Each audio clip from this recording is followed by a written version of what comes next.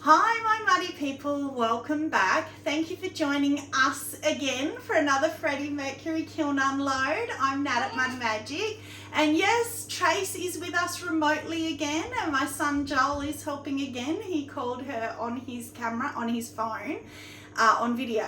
So hi Trace! Hello everyone! She's at home so she can talk louder this time. So I went down, I actually got to see her and hug her yesterday. So she's slowly, tiny bit getting a little bit better, optimistically, but it's going to be a long road, I think. So how are you feeling, Trace? Yeah, not too bad. I've drugged up, so that's pretty good. That's always a good thing. I get some really strange messenger messages from her. I have to decipher them. They're very strange. But I do know that she is very grateful to our Mud Magic family. I keep messaging and saying, oh, you've got all these YouTube messages. And she says, have I? And she's all shocked that you guys are sending out so much love. So, yeah, I know she's so grateful. I am very grateful. I do appreciate it very much. Yeah, and she's tried to reply. If she's missed you, it's not intentional, but she's tried to reply as much as she has seen. So thank you, that's just beautiful. So on to my other thank yous. So thank you to Karina at Mud to Fire who bought me a coffee. That was just so lovely of you. It just makes my day. So yeah, if you can, it helps me out. If you can like and subscribe, all those sorts of things help with YouTube. Oh, I've got my gloves on already. That's how hot it is. I'm getting prepared and it's making me hot. Karen at Barehead Pottery. This whole kiln is dedicated to you, girl. She's had a bit of a rough day. She messaged me, so we've been back and forthing and trying to pep each other up, and I let her in on our little sneaky peek. So usually it's only Trace that gets that, but I let Karen have a little sneaky peek as well. So yeah, this is for you, Karen. I hope you're feeling happier now. And the other thing I keep forgetting to mention, Sarah Walton, my beautiful pink sister who Trace loves as well, she messaged or commented and said that Trace and I are like Charlie's angels. So she's like Charlie and I'm like her angel, which I love that. Like if you knew us, I'm such a princess. So being her angel is perfect. But now that she's remote, she's even more like Charlie. So your task today is... Yes, I can't remember what Charlie used to say. I don't know that I ever really watched it, but anyway, it was just, that just made me laugh because she'll never be seen, just heard. So that was perfect. So this kiln unload, as I said, very hot, so I'm being a bit optimistic, you know, I'm so impatient. So let's get into it. Of course I've had a sneaky peek at the top because I was trying to cool it down. So the cones, 6 is just starting to bend. So again, a beautiful 5. I've put all cookies up the top here so that I've got something to put them on because I think they're just too hot. So first thing, I decided I love the brown and white marble.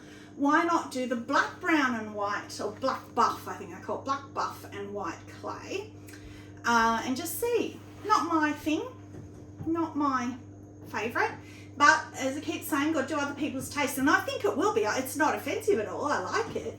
It's just not me, the colours. But It's not me either, but I love the shape of that bowl. It is gorgeous. yeah? Yeah. Yeah, it's nice apart from the chunk in the rim. But that's all right, that's organic, right? Handmade. Spoon rest. But yeah, spoon rest. The bum.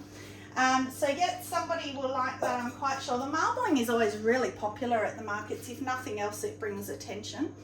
This is just a little mould that I got my hands on, so I decided to see what, you know, just have fun with it. So that's the High Fire Lilac mixed with the white that I love. That's my favourite purple. Pretty. Somebody was asking for a pretty purple, can't remember who it was, but I did comment this, and I think it might have been Ceramics by Julia. But you know what I forgot to do? I put the transfer and then I painted underglaze, which has burnt off. That was a pink, but the pink's always burnt out. Forgot to put clear over, so it's really rough, which is such a shame, but at least where your lips would go, I mean, it's tiny, but it's a mould, so, you know, but maybe a little girl would like it. Where your lips would go. is still glossy, so that's all right. This one, this is a repeat of my slip because it sold my rainforest slip mould, and I quite like the handle actually, weirdly enough, because I don't normally like that kind of handle, but I like that. But I decided to go for a watermelon, and I did Snapdragon inside. I like that. I like it too. I nearly did Weeping Plum, but I thought I'm going to go the real red. So it's rainforest and Snapdragon, rainforest on the bum, and you just like get that. slip and I smush would it. normally go for you. Yeah. I would never do something like that, but I love that combo. That's nice. Yeah, I've just seen so many people do that, and I always comment, oh, it looks like a watermelon. So I thought I'm going to try it this time, and yeah, I really like it. I mean, you know, I love rainforest, we all know that. Now, this is a mould. As soon as I saw this mould, I loved it. Shelby Sharrett, she opens moulds, and you can tell if she instantly loves them or not. Well, this is my favourite mould by far. So this is for me to keep, I think, if I like it. So, yeah, I don't know if I do, but it'll do for now because it's a mould. I can do as many as I want. So, the best part for me is the lid. Oh, it's a bit wobbly. I'll play with it. But anyway, I don't want to drop it. But it says cookies. And then it also came with a lid that said tea and coffee. So I didn't do them. I only did the cookie one. And I just used a toothbrush and splattered violet, rose, and I think celeste all over it, and then wiped back the wording so that you could see the wording. That's pretty. Yeah, I think the lid might have warped a bit because I did see, I think again it might have been Julia that fires her lids together on her pieces. So I might do that next time because I think it's Shelby warped. does as well. Yeah, she does. And then you see them have trouble whacking them off, and I think, why do they do that? Well, maybe that's why. So next time I do it, I'll try putting it, connecting it, and see how we go. Right, so I'm going to put that it's hot somewhere. What's in here? Oh, this is another work in progress. Bear clay. So now we all know, it's not a secret anymore, that that's going to have a jungle gem on it. So that's just mulberry inside. So I'm actually doing that because of a comment from Trace. That beautiful jazz notes, I'm still talking about it, Kiln Unload, where I had jazz notes and I had done the bright yellow inside, and Trace said, oh, I just don't like the yellow. And I said, well, I don't have anything that purpley colour. And then afterwards I thought, I've got mulberry. So we shall see. That will go into my next bisque, and I'll show it as I'll pretend it came out of my kiln and see if it goes better. Now this one, oh, that's beautiful. So, you know, I go on and on about how I'm trying to experiment with glazes, and I'm trying to go over the top with glazes, and I love it and it's so fun. Sometimes simple is best. Now that is just Weeping Plum, and I think for that texture, so that's a flower roller. I did it once before and I think the handle cracked or something, and it's taken me ages to get back to it. Finally got back to it and I love it. It's just simple. For the flowers, yeah, it's just pretty. nice. Yeah, I like it. I should put it up the top. And this one's another mould, which I just hand paint, and it's actually the colours have stayed. So that's really good. Oh, cute. Oh, that's really cute. So I started, we had put transfers on it, but the transfers didn't work very well on the slip clay. They didn't stick very well. So I wiped them off, and then I just hand painted these, and then I went, oh, it needs something. So I did a vine. Then I thought the vine needs something. So I did dots, and it just kept growing and growing. And that's what I ended up with. And then I just put clear on it. I think it's really sweet. That's cute. I really like that. Yeah, I like it too. I'm going to put the stuff up top. It's a little gravy jug. Yeah. Now this, I actually didn't do my cones. Cones in dedication to Mum, because she just loves my cone parts. I should, in case you didn't watch my last one, she thinks they're boring because she's not a potter. So 5, again, a 5, perfect. And then this one, so I watched a video from RJM Pottery, and she showed how to marble snow and obsidian together. So if you want to know how to do this, watch that. Now I'm I'm worried. Yeah, I showed Trace the before picture. I'm worried it's going to pip because, oh my God. Oh, wow. my gloriousness. Oh, that's beautiful. Wow. I'm concerned as well about pinning because It was the thick. video of the example, she uses so much glaze and Yep. to do it that I was worried about that too. Oh, you can even still see the little stamp I put there. Even inside it hasn't pinholed. There was so much glaze. I was sure it was going to pinhole and it hasn't. Look at the marbling. That's spectacular. That literally, when I took that out of the kiln, literally took my breath away. Oh, I could do that again. That is stunning. Yeah, that's gorgeous. So what you do is you pour, everything's poured. So, it is brushing glaze, but I poured it. So I poured snow. I didn't pour it all over because it would have been a waste and it would have dripped. It still drips everywhere. You do it over a bucket. So I poured snow here really thick, and then I got like a squeezy bottle full of obsidian and another one with snow. Did obsidian and then snow, obsidian, snow, sort of layered it up and then did these ones. But what she did and what I did, and I can't do it with my gloves on, but you hold it and you go like this really violently and it flings the glaze off, like in the bucket, so it's not wasted. But it flings it off so that it's not as thick, but it also causes it to do all this beautiful, like here, movement. And you can actually see it happening.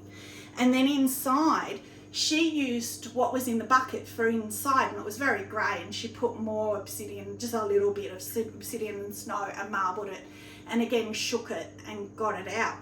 I was going to, but I went to wipe the bum and I got water in my bucket. So I ruined it. So I just marbled the inside as well. But it surprised me how little wastage. There was wastage, but there wasn't as much as I was expecting. But that's beautiful. I just love that. Now that's one I'll have to repeat for my black and white. Yeah. I sent it to Trace and said, here's an idea for your black and white. This is a refire, and wow, it's stuck. But it would have to be the best refire I've ever done. That was already broken, don't panic. But that would have to be one of my best refires I've ever done. Wow.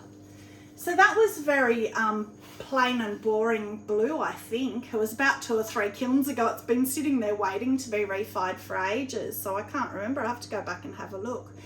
But how beautiful is that now? Yeah, that's gorgeous. So what is it? The refire. Indigo float, chum plum and light flux. That's all it is. So you can see the chum plum in the bottom, the pinky purpley, and then indigo float right up to the rim, and then light flux. Oh, I love that. So what was on it before, do you remember? I think it was the same, but it was just indigo float and chum plum. So I didn't have the flux and they didn't have the run of it. And I think the indigo float took over. It wasn't bad. I think it was just blue, and I wanted to try and get it prettier, and that's beautiful. That's a successful refire, that one. Okay, that's it for that shelf. So, only one more shelf to go because I had those few big pieces in there. It's getting hot down here. Oh, Tracy! So when I road tripped down the other day, not yesterday, the time before when I did my kiln unload, I took her 2 bisqued mugs down and the clear glaze and brushes and everything.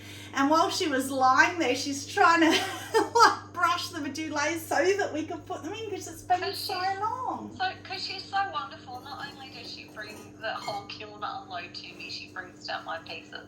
Yeah, and she didn't even, she's like I've said to you before, she's normally so in tune with me and she knows and ruins all my surprises. She had no idea, and I blame the drugs. She's been off with the pixies. So I get a 5, so a straight 5 through the kiln again, which we love. This one I just refired again. So it's still there a bit. I think they call it the orange peel. Oops, kick the thing in the bottom. It's better. Each time it's better, but I'm going to stop now because it's going to get overfired. But it is a bit better. Oh, it's on. That come off. So yes. So anyway, this one. So that's just my brown and white favourite. Oh, that was actually the one I threw in my redemption video. So I did a redemption video where I threw that shape bigger, which was the carved one that I did. And then I threw a little one just to show the difference in how you throw big compared to small/normal. And that compares with the just brown and white or the black, brown and white. So that's interesting as well. And then Tracy's. Oh, they're so cute. They were the slip cuffs. They were, I thought so. I was going to say, were they the molds? I like the foot on them, Yeah, how it's slightly indented. Yeah. And I love the carving. Again, it's subtle carving. Is that underglaze? Yeah. Just a jet black? Yeah, just jet black underglaze. Did you put white over, or is... I did a little bit. A little bit. I was going to say, oh, was it the clear gone milky? But no, it's the white. So yeah, again, their little molds always seem to be quite small. The only one we've had of a decent size with that was that jeans mug one. The rest of them have all been quite small. Oh, I like that. How did you get the blue, or is that just where the grey, where it's hit the black? Yeah, so I had done a whole band of black underneath, and then so I was upside down to get the black dribbles going up the mug. Right. And then I did white dribbled that way. The other way from the line. Yep. So that line where it goes grey is where your black was. Yes. Yeah. But I love it. I love where they're interacting. That's gorgeous. That's so cute. So now when you've got family come over, you've got two little kitty mugs for their baby chinos. Very cute. Last piece was another bubble piece. Oh, no, I have it outside. That's burnt off terribly. Oh, that's weird because inside... Oh, I know why. Pretty. I know why, because I did the same thing. Remember I had that mug and I hated it, and it was... again, it was the violet inside and it was the celeste outside, and that just didn't go. Well, this is the violet inside and that new pink, to see how it would stay from Amaco's pink. So that's Amaco's violet, and Amaco's pink has burnt off apart from a little. Just show you that for the colour in case you want to know what the colour is, but it's burnt off badly. But that's sort of okay because I love that shape so much. So I'm going to refire that with something completely different. I would be tempted to keep the inside, except for that it's burnt off, or not burnt off, but it's not bubbled very well there. So anyway, so that is it. That is all done. I'll just hold on to that. Oh, Kiln favourite. Oh my goodness. That's 100%. Wow. That's just stunning. I could look at that forever just to see the new patterns and stuff, and I will once we're done. So that's it. So thank you very much for joining us again. Stay muddy and have a magic day. Bye.